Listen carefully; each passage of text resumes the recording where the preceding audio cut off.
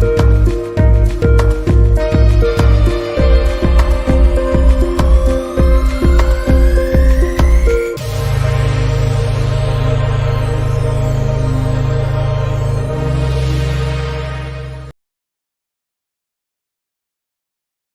Gospel according to Luke. It's one of the earliest accounts of Jesus' life, and it's actually part one of a unified two-volume work, Luke Acts.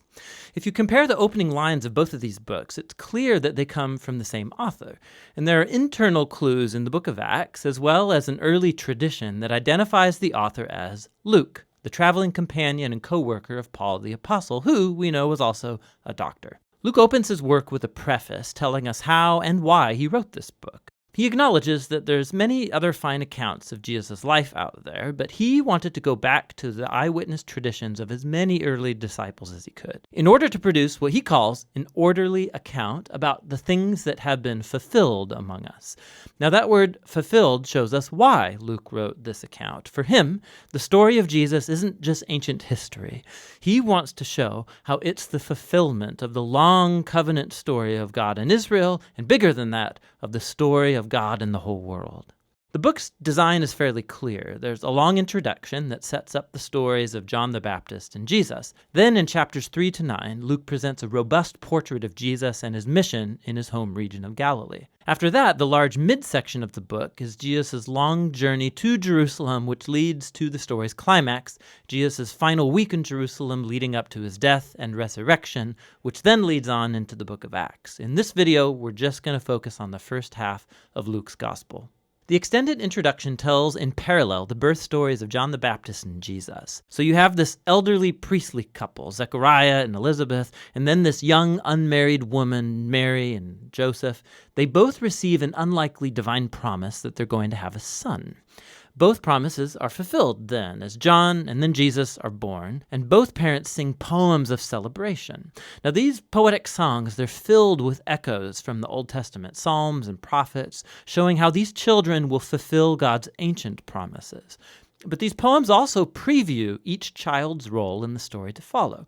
So John is the prophetic messenger promised in the Torah and the prophets who's going to prepare Israel to meet their God. And Jesus, he's the messianic king promised to David, who's going to bring God's reign over Israel and God's blessing to the nations, just like he promised to Abraham.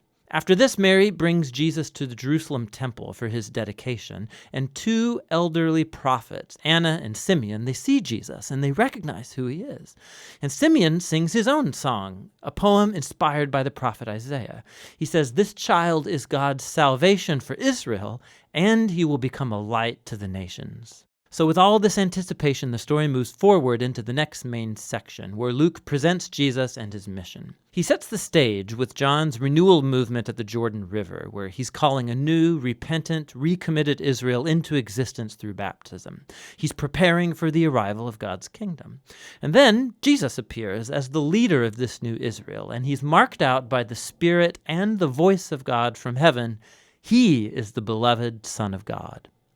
After this, Luke follows with the genealogy, and it traces Jesus' origins back to David, then back to Abraham, and then all the way back to Adam from the book of Genesis.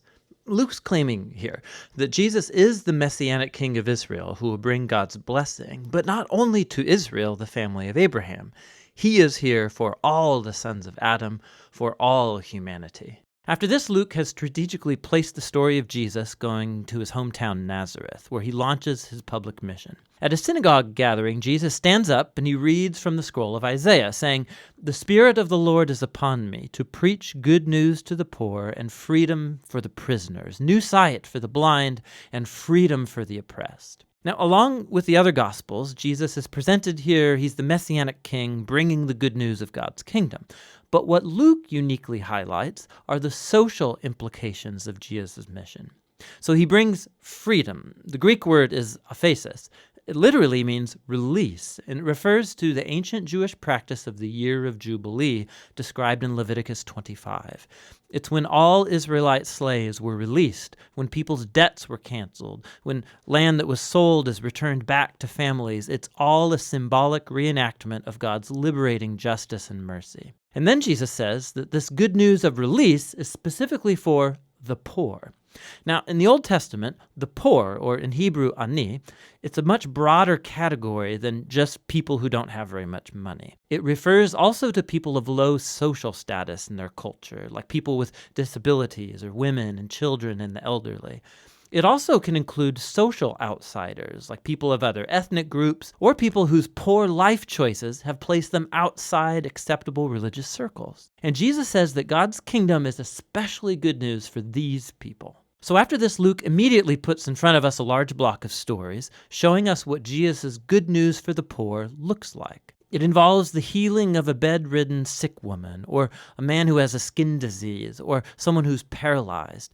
There are stories here also about Jesus welcoming into his community a tax collector like Levi, who's not financially poor, but he is a social outsider. There's a story about Jesus forgiving a prostitute. Luke's showing us how Jesus' kingdom brought restoration and reversal of people's whole life circumstances. He's expanding the circle of people who get invited in to discover the healing power of God's kingdom. And as Jesus' mission attracts a large following, he does something even more provocative. He forms these people into a new Israel by appointing over them the 12 disciples as leaders corresponding to the 12 tribes of Israel. And then Jesus teaches his manifesto of an upside-down kingdom, or as Luke calls it, the sermon given on the plain. He says God's love for the outsider and the poor means that his kingdom brings a reversal of all of our value systems. He is here to form a new alternative people of God who are going to respond to Jesus' invitation by practicing radical generosity, by serving the poor. People who are going to lead by serving and live by peacemaking and forgiveness. People who are deeply pious but who reject religious hypocrisy. Now, Jesus' radical kingdom vision, his claim to divine authority, it starts to generate resistance and controversy, especially from Israel's religious leaders. His outreach to questionable people, it's a threat to their religious traditions and their sense of social stability. And so they start accusing Jesus of blaspheming God, of being a drunk and mixing with sinners. And so this section culminates in a new revelation of Jesus' mission to his disciples. He says that yes, he is the Messianic king, and that he's going to assert his reign over Israel by dying in Jerusalem, by becoming the suffering servant king of Isaiah 53, who dies for the sins of Israel. And then this shocking idea, it gets explored in the next story, as Jesus goes up a mountain with 3 of his disciples, and he's suddenly transformed in front of them. They're enveloped in this cloud of God's presence, who announces, "This is my chosen son." And then Moses and Elijah are there, the 2 other prophets who encountered God's presence and voice on a mountain. And Luke tells us that they're talking together about Jesus' exodus that he was about to fulfill in Jerusalem. Now that Greek word exodus, it's a clear reference to the Exodus story. Luke is portraying Jesus here as a new Moses who will lead his newly formed Israel into freedom and release from the tyranny of sin and evil in all of its forms, personal, spiritual, and social. And that's going to lead us into the second half of the book. But for now, that's the first half of the Gospel according to Luke.